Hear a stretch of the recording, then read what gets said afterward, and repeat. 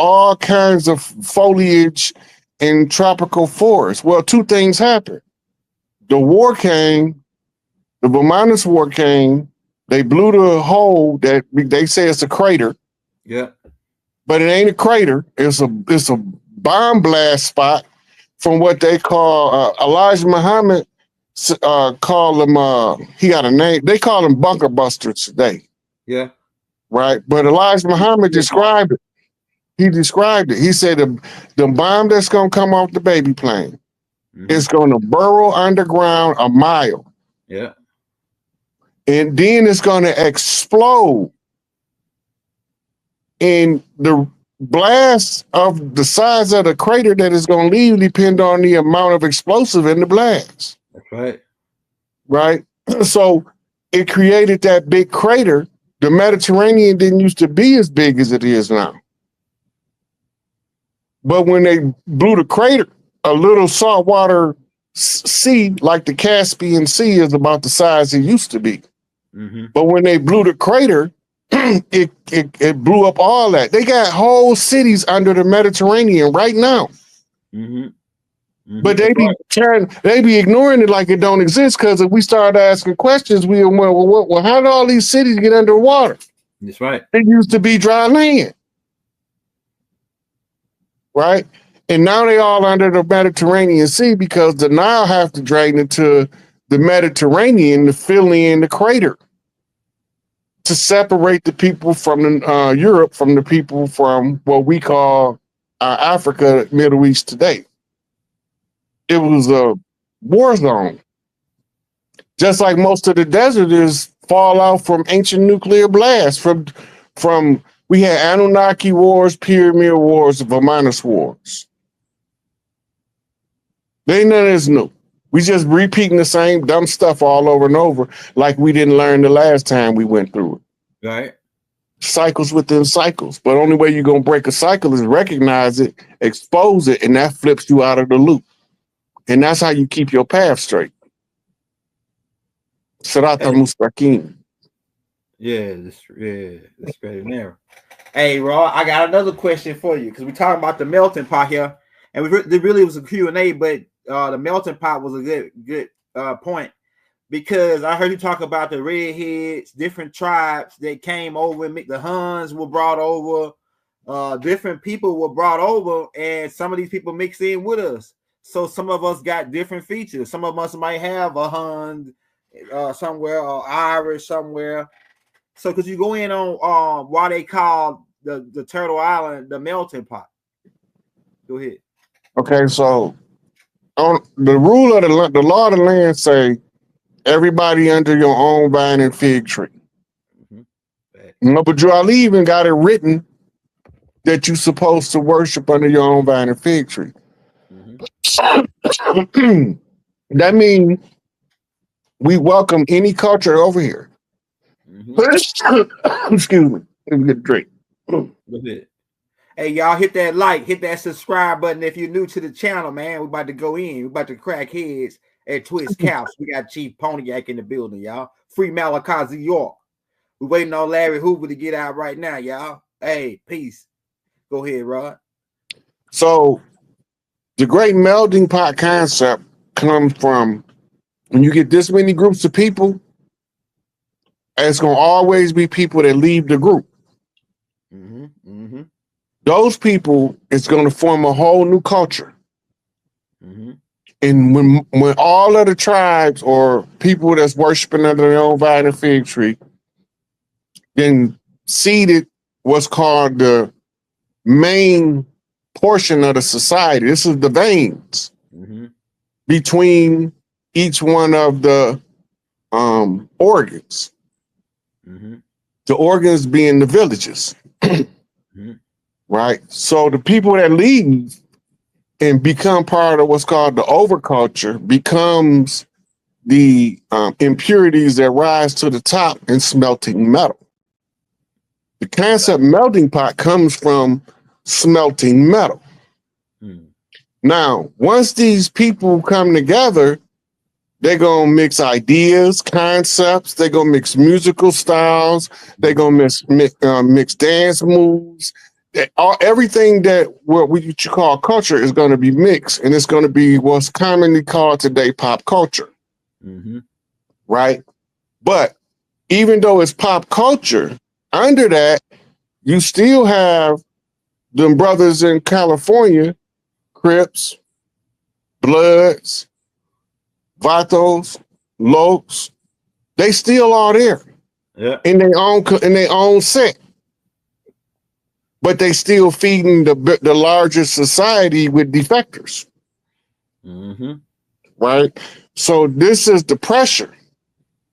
The pressure was put on everybody by the government, using unnecessary force to force you to do something that was necessary.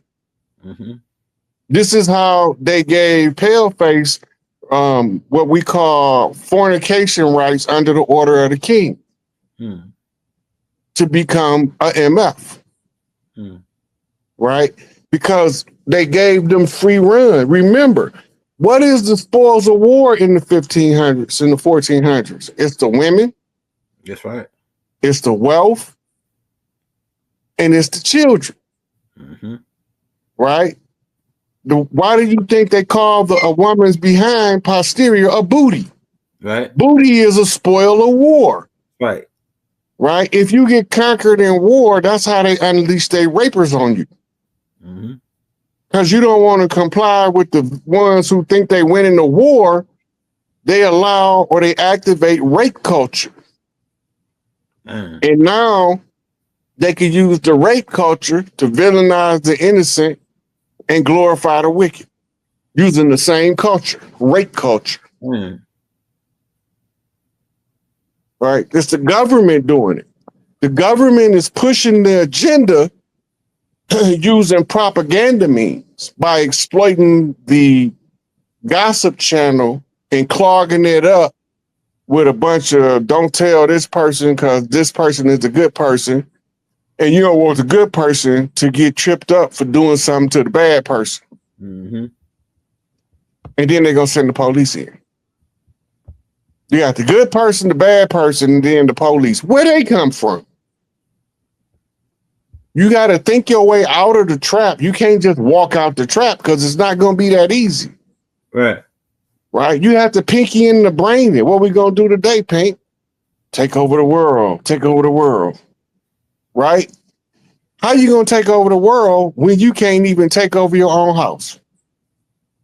Let that sink in. You want to take over the world, but you don't even want to you can't even take over your own house. Right.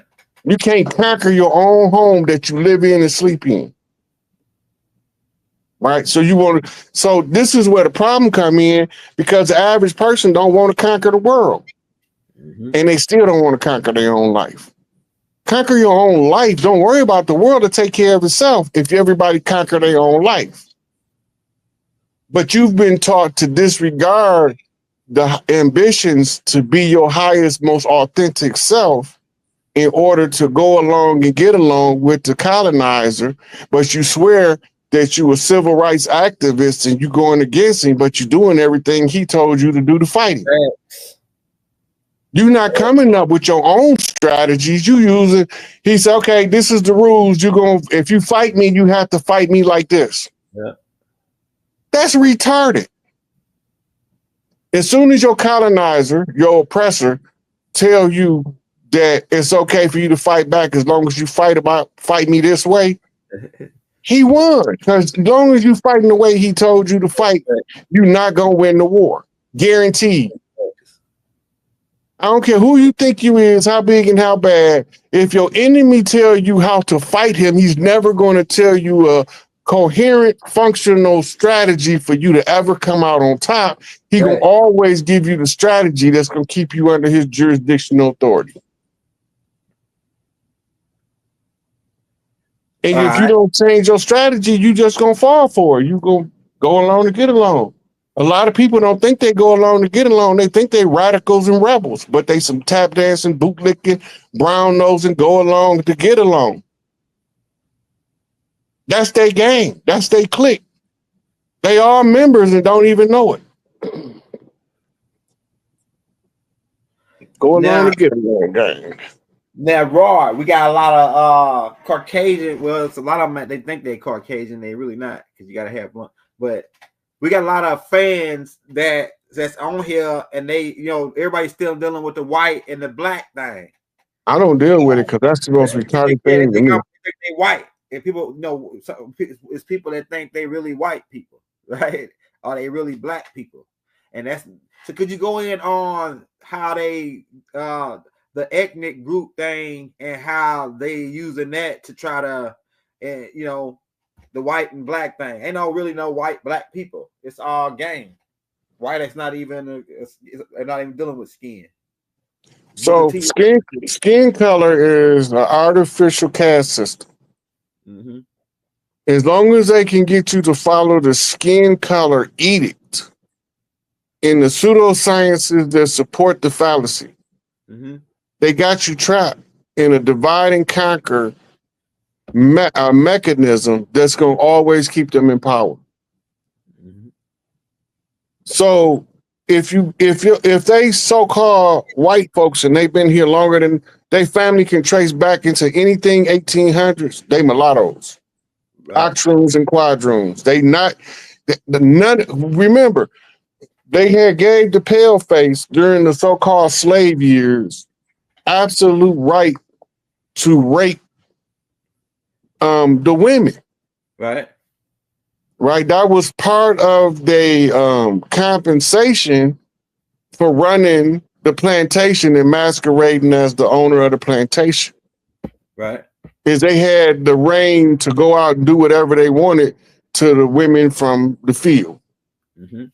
Right. It's part of war strategy. Okay, now they didn't make all of those quadroons, octroons, mulattoes, Melungians, mestizos, and the list goes on and on, mixes of children that could be passing for paleface, pass for white, right. Imitation of life. And then they turned them all loose and they all moved north. Most of them moved north and married in to what we call the white community. Remember, they was marrying pale faces to escape the oppression of being recognized as being black. Right. Which is two legal statuses. They jump in the caste system from the bottom to the top because they got the skin to fit in the top echelon. Most of your Hollywood celebrities is mulattoes. They quadroons, they octroons. Yo, right. John Wayne, yo, Fred Astaire, Brad Pitt, all them. Yep. They all anybody whose family been in America longer than 100 years is they not pure-blooded Caucasian no more, European. That's a fact, bro. That's a straight up fact. And that's that go back to the great melting pot philosophy. Yeah. The one drop of blood doctrine. Mm-hmm. God's crucible. What did you do in the crucible? You smelt. Mm-hmm. It's a melting pot. Mm-hmm. And only you need time, temperature, and pressure to cause the catalyst of transformation to take place. That definitely happened in America. Yeah. Look, when they was doing the final analysis of the effectiveness of obtaining that one drop of blood to give them ascension rights. It's all about ascension. Yeah, that's what it is. Yeah. It's all about ascension. It ain't about nothing else. Yeah. But we want to call it good and evil. Okay, well, whatever it was, it ain't about that. It's about ascension rights and violating the free will universe and making amends for the error of producing a sentient being that was denied the rights of ascension. This is what it's a great debauchery, right? Somebody did something. When you talk debauchery, you talking all kinds of wicked being done at one time. It was done in the laboratory. It tell you in the Anunnaki tablets what they did, and it tell you the remedy. Enki told him the remedy was to give him a drop of Anunnaki blood. The concept remains the same. If you take a sentient being, he don't have ascension rights, but you can take a ascended being from any of the ascended rising families and give them a drop of blood to the ones that need to ascend, and you activate they motherline DNA ascension rights. Mm-hmm. This is what this is all about. Mm-hmm. Mm-hmm. Hey, what do you say about? I remember Elijah Muhammad talking about the different. He's explained in basic format the different people on the planet, but he explained them in color format. He used to say the red man, the black man, the yellow man, and I think he was the brown man. Elijah was identifying the different strata of the caste system. Okay. Right. He only gave like 5 different colors. Yeah. Right. If you go into India and you look at it from a different perspective, it's not based on skin color. They put skin color into the caste system later. That was Enlil doing. Those stringy hair, yellow Hindus, them Enlil children. Go ahead. Inky children was displaced by them and put at the very, very bottom. And they call them the untouchables, the Dravidians. They got a couple of other names for them too. But they the darkest ones. And some of them still got the same straight hair, but they just so dark, they got purple and blue tint to them. And they call them thugs, like in Thug Life. Those are the devotees to Kali Ma. Yeah, the thugs. Yeah, those were the ones who held the motherland's most sacred. Mm-hmm. They believed in maintaining the balance and equilibrium of justice across the land in order to keep mama satisfied. Because if mama's satisfied, she gonna be able to give each child instructions on finding harmony. And when all of the children know how to find their own harmony, the family is in balance. Right? I talked to Mike Penny, Michelle. He called me 2 days ago. Anyway, so when you look at these different classifications, the classifications is tools of division. Right? Who did Malachi say win the race and racism? Nobody. Nobody. You know why? It's not a real race. Racism is not a real race. It's a fictitious race. Go ahead. It's a sidebar race in order to distract you from the original struggle. Original sin wasn't eating from the tree of knowledge. The original sin was trapping people in a box and calling them your pet and breeding them like animals, like the same way you do the dogs. You ain't supposed to do that to people. Right? But most of us believe Eve ate the apple and gave Adam a bite, and so we are doomed for all eternity for being hungry. Now, Rod, now let's get into this. The slave narrative. I'm starting to think that they came out with this about around the 1800s, 1865. I think they came out with it right in after the Civil War. So, based on your perspective, because they couldn't have came out with this before the 1800s, us being a slave narrative. Because, like I said in that movie, I remember them King George. When the British came over, they asked these people working on this plantation. They said, "Y'all can come work for King George and be free." And they said, "Well, we ain't slaves. We just work here." That's what they told the dude riding on the horse, British dude. So when do you think they created this? You from Africa? They started trying to tell us we from Africa as slaves. That narrative as slaves, because Africans is already over here prior to that whole slave narrative, 1492. I've been saying for the longest we've been marrying up and down the eastern seaboard with many tribes from Africa's royal families. Yeah. Right. This was so that the royalty can keep diversified blood so that they don't have inbred traits. Because they were still marrying for power ancestrally. But because they also incorporated blood from other lands, it kept the blood where it was so diversified that you don't have the birth defects because you understood genetics. You don't understand genetics. What I'm talking about now sound like straight gibberish.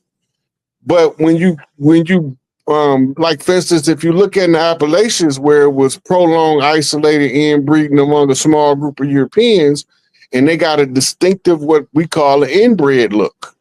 Right. All it does is cause the traits that's most prominent to be more pronounced in the physiology. The phenotype is a reflection of the genotype. The exaggerated features show the lack of diversity in the bloodline, right? But when the bloodline have diverse features, this is because you incorporating outside blood. And some of y'all gonna look the same and some of y'all not, right? So we got nappy hair natives that been here the whole time, and we got straight hair natives that been here the whole time, but all of them is dark as a mug from being baked in that Mississippi sun. Right. Right. Right. So you can't tell somebody that you ain't one of us unless they character show you difference. It's the only way you can prove it. We had a broad spectrum of people. When you go back, yeah, they described the original melanated woolly hair people that looked to them like Africans when they got here. They described them in their writings. Yeah. Right. They still ain't saying we from Africa yet, though. Remember that. Okay, now they also in their writings describe the ones with the dark skin and the straight hair like Chief Warhorse. Right. Right. She got naturally what we call wavy hair. Yeah. Right. Yeah. If that's her hair texture, and her skin is, heavily melanated. Yeah, silky looking hair texture. Her family lineage can trace back, what she said, 11,000 years. Yeah. That she can go in and get the paper and go back 11,000 years. This was this one mama, and this one was this one mama, and this one was this one mama. She can go back 11,000 years, ancestor for ancestors, that she's already proven to the courts in this system. That's right. Right? So we know that her family didn't get brought over here on no damn ship. Facts. Because she couldn't have that lineage going back 11,000 years with a 500-year history. That's right. Facts. It's the same way you got a 2,000-year-old Jesus with a 500-year-old name. And nobody don't find that suspicious. What? Right? You can't have both. You can't have it both ways. Either Jesus was 2,000 years ago or Jesus was 500 years ago. But you can't have both of them. Right? It's one or the other in the name of the truth. That's according to right knowledge, right wisdom, right thinking, right understanding. That's all about the right-hand path for the righteous. You can't take what's correct and then make it incorrect and give it back to me and tell me it's correct, because I'm going to see the difference. Right. Right? So if I'm going to see the difference, then I'm going to correct you on the error that you inserted into the correct information. Now, other people that have been saturated with the information for so long, they don't believe it. They can't see the lie because they've assimilated into the concept or the storyline that the lie generates. It's the same thing when the actor gets stuck in character and got to go to the site to rediscover himself because he's been playing this movie role for 8 weeks and now he done lost who he is. Especially the ones they call method actors, right? Where they stay in character through the whole filming of a movie so it'd be natural to them and come across as authentic on the screen. Right? So once you get stuck in character with the fallacy and somebody that's breaking the character from the fallacy, you get offended because you feel like you being attacked. It's not an attack on you, it's an attack on that lie that they tricked you with. But don't nobody want to admit they got tricked. They the only ones got the truth. They swept down, they got the whole truth and nothing but the truth, so help me God. And I'm telling them, you got the whole lie, nothing but the lie, so help you the devil. You coming over here doing devilish men in the name of God. Who your God? The devil. You don't even know it because he got you thinking that evil was good and good is evil. Right. Right. So if you twist a man by keeping them disoriented, you can make them go wherever you want to because all they doing is staggering. All you got to do is bump them and they're going to go whatever way you bump them. Right. Right. It's the same as a drunk dude. You just don't know you information drunk. You drunk on lies. So when you get drunk on the lie, they bump you with another lie in the direction they want you to go. And the truth going to corral you because you're going to avoid the truth because it's going to be uncomfortable. And you can't stay in the stupor if you're uncomfortable because you're no longer being relaxed, being deceived. Once you break that comfort zone and then your mind starts asking you questions that the other person's statements trigger. Right? Now you want to know, wait a minute. Why do that sound like that might be some validity to what they're saying? Or do you see something that they say come to pass and you be like, man, I don't believe what he be saying, but every time he say something, it happen.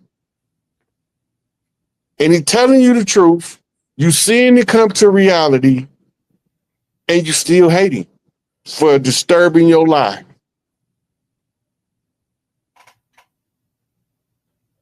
Hey, say Rod. So I'm writing. I got the questions written down. The next question I got for you is about jungle fever, because some people was noticing that some of these Moors came over here with Caucasian, pale-faced women for they wives, and then even like you just went in on a little bit of that too just a minute ago, but the jungle fever thing, and I guess that ties into the one drop of blood, I guess, but this is the part that tied into this is right here is the part of the question though. Now, I put a tape out like about a week ago about it was like 5 incidents. The AI ended up finding 5 incidents where white women said something and then that triggered a black massacre or a Nubian town, Native American town being burned down. One incident is Rosewood. Another incident happened in Atlanta. You already know about the Tulsa. And then you already know about the Emmett Till when he flirted with the white girl or whatever in Mississippi. Now, so that brings me to my next question: the jungle fever, and why was these Moors so afraid of the Native American man over here looking at the white woman? He wasn't. It's reverse psychology. Okay, go ahead. Go ahead. Go back and read Sex and Race by J. Roger and Nature Knows No Color Line. It was reverse psychology. Read Superman the Man. And he tell you how repulsed we were by the pale-faced woman. The only way that we was going to accept her is you had to tell us she was off limit and manufacture her as the status quo of the best woman. Alchemy in its highest form. You can't tell no guy what to do. You tell him what he can't do is the only way you're going to get him to do what he wouldn't do anyway. Yeah. Makes sense. It was reverse psychology. Yeah, that's fact, bro. That's all, because they had to get that drop of blood. The mother line, the pale-faced father line did their part. Right? Because they had free reign over the women on the family farm that they rebranded as a plantation. And he was raping all of the whole family of women, producing offspring from them. Well, he did his part. So they used black celebrity status. And then you tell the God that's living like a God that he can't have something that his socioeconomic bracket say, that's bullshit. I'm up here now. I feel my God force. You can't tell me what I can't have. It was just the same with the eugenics. Right? What's the lady name? that was pushing the eugenics. You remember her name? I think you talked about on the you did a class on her. And Walter Plecker. It was Walter Plecker. I think Marcus Garvey got in helping to promote it a little bit. Then it was that other lady. What's her name? She said she wanted all of to get the Negroes hung, hang the Negroes. What's her name in Virginia? Hold on, I'm gonna tell you in 1 second. Margaret Sanger. Yeah, I'm about to do a tape on her in a minute. Like, well, she tied into the tape on the act. Listen, Margaret Sanger is a mulatto. Yeah, she's a half. She a quarter. Right, and she's playing the game because she know the rules of the game. She was a Eastern Star. She was a holder of the Masonic secret.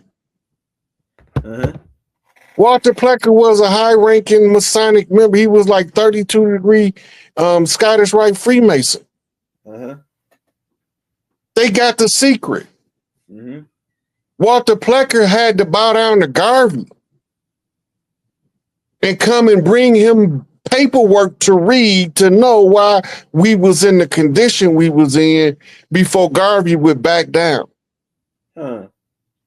All of it is in the Masonic literature that's kept in the Masonic Lodge, the Grand Lodge in DC and the one in England.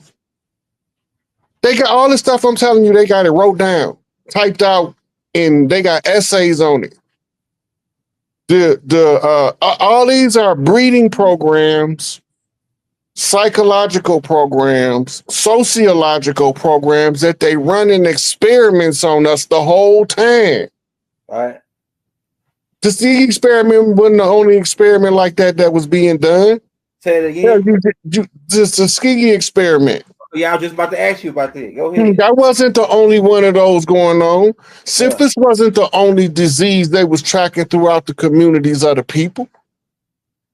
They know what they made the disease in the laboratory. They know what it is. Right. They want to make sure that the function that it carries is operating functionally. So they created those Planned Parenthood wellness centers so that they can monitor how and where they pathogens go. That ain't no accident. Humans don't naturally catch diseases. Right. You gotta be injected with it. That's all foreign interference in the biological organism.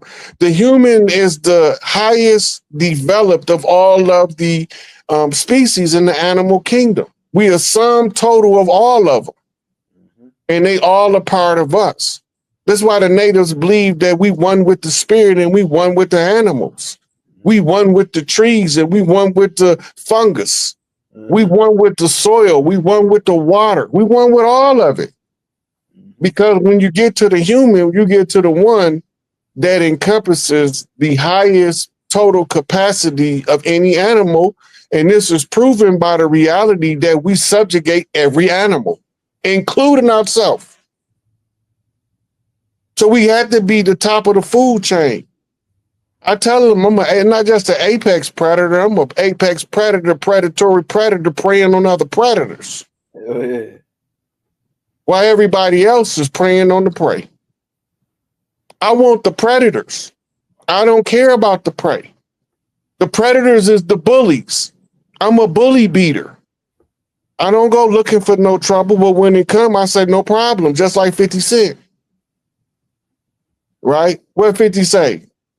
50 say, I never want a problem. But when they say they want a problem, I say no problem. And now they think I'm the problem. I'm not the problem. I'm just the MFing solution. Right. That's all. And the information is going to funnel through us, through the ones who already put in the work.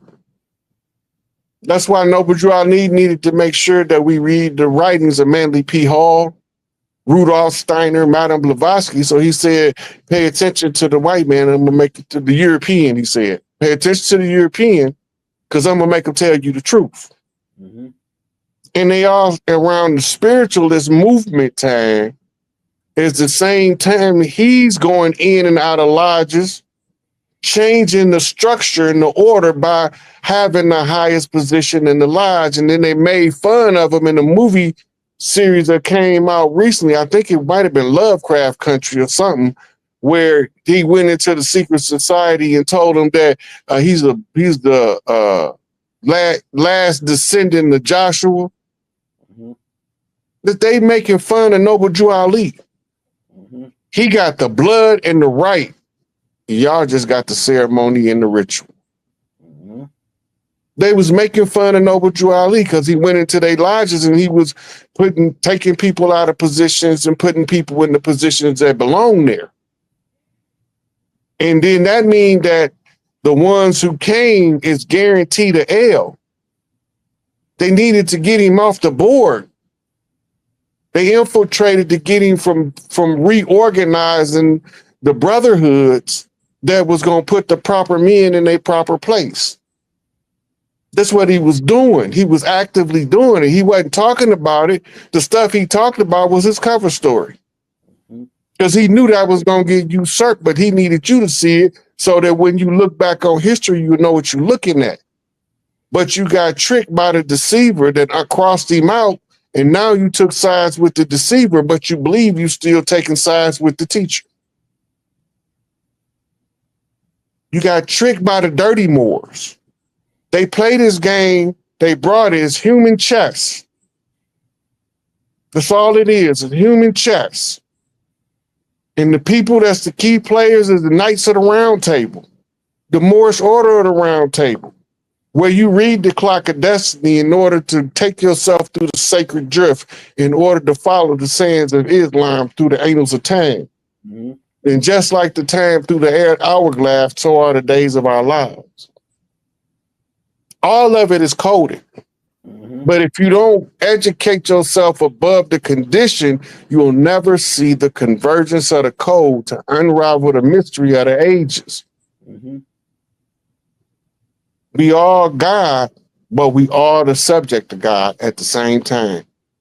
Meaning that we only can oppress ourselves. Everybody outside of you is the illusion of an oppressor. They teach you how to oppress yourself, and you gladly do it in order to surrender your power, and you think you ain't selling your soul. Mm-hmm. But when you follow somebody that makes somebody more important than somebody else, that's how you sell your soul, because you're trying to get into an elite group, and it ain't no elite group that ain't a corrupt group.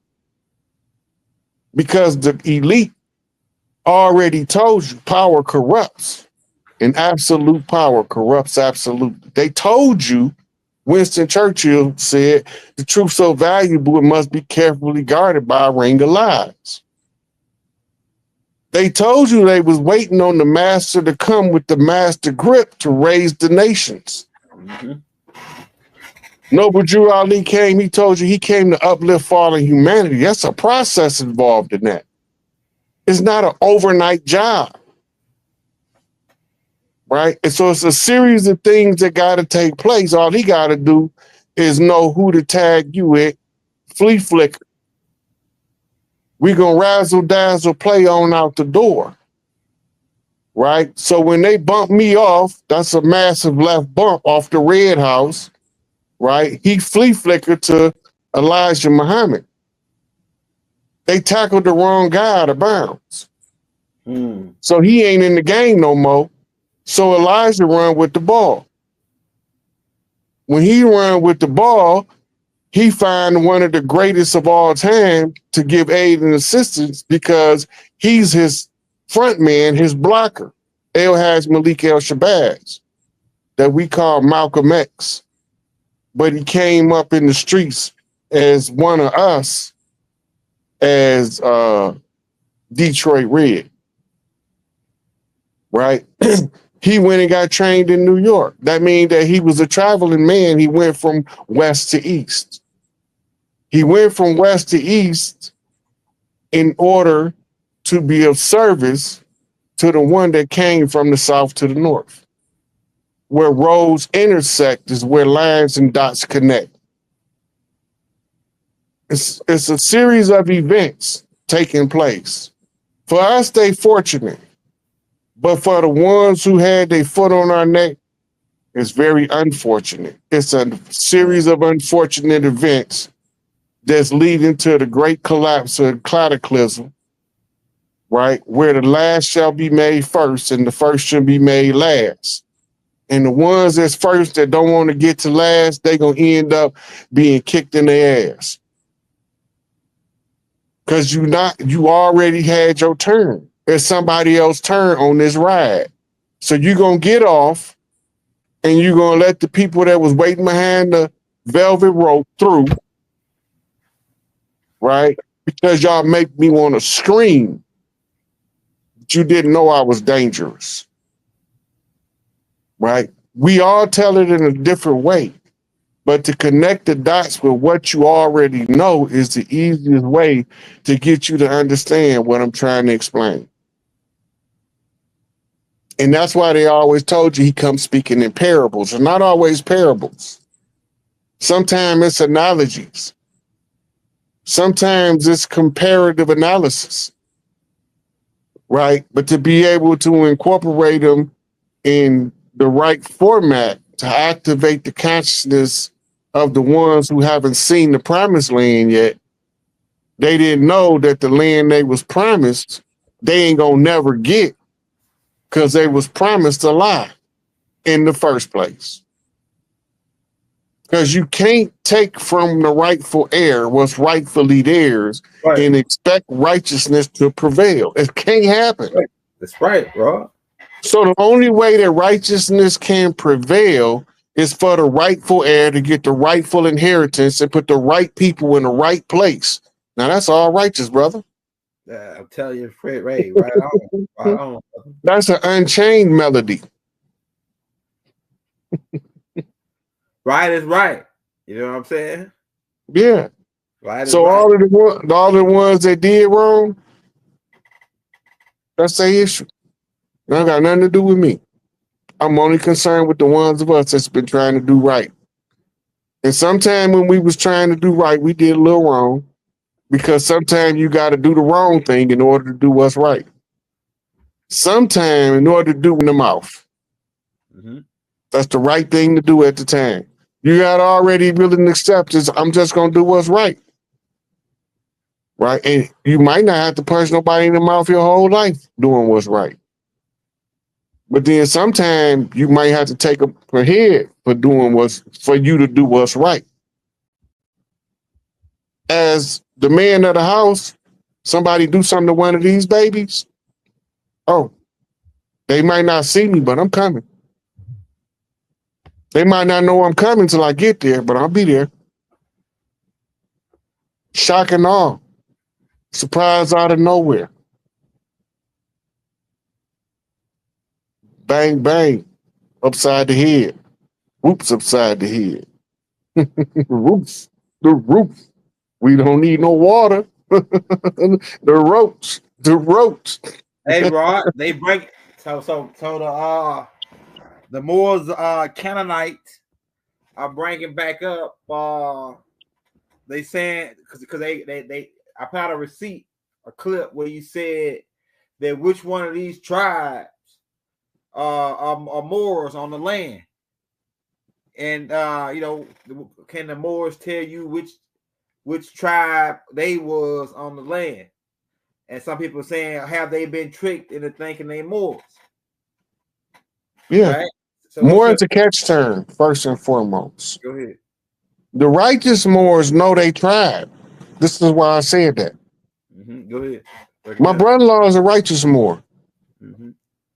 He know his chief is Angel Bay as a follower of Noble Drew Ali. Right. He know this without nobody having to tell him because he know his tribe.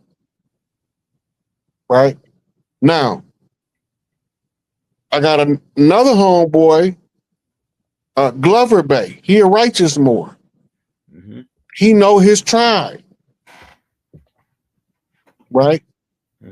They know, and they still teach more science, but they teach it in a way that brings awareness to the members of their tribe, right? They don't have to be flagging peace stone hand signs, but they will, because it's their tribal language. They talking in sign language, brother to brother, more to more. They read the literature.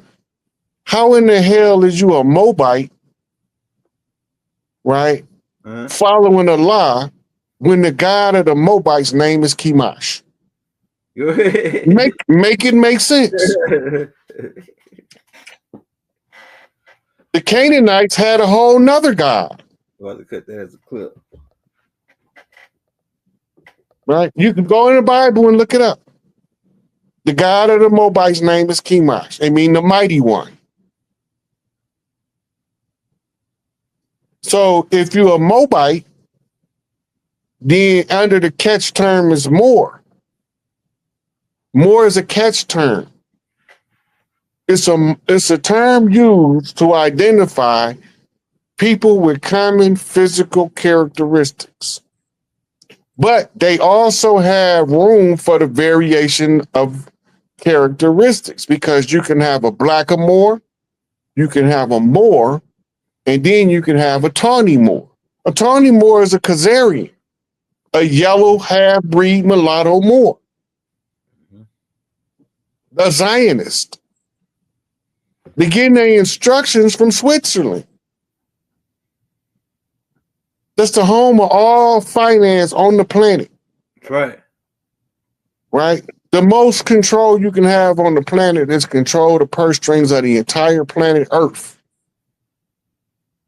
You are the neutral party in all wars. Go back and find out when their last war was. You're going to find out the last war was with the French. That's right. Why is that important? Because the French Revolution was ousting the Moors, the ones they was calling Moors, but they was calling them Berbers at the time. They wasn't calling them Moors yet. They was calling them Berbers. That means they came from the Ottoman Empire. They barbarians in English. They from the Barbary, which is east of Rome. Right? So this is how you know they different from the Atlanteans, or the, as they say in the book of Enoch, the people from Tartarus.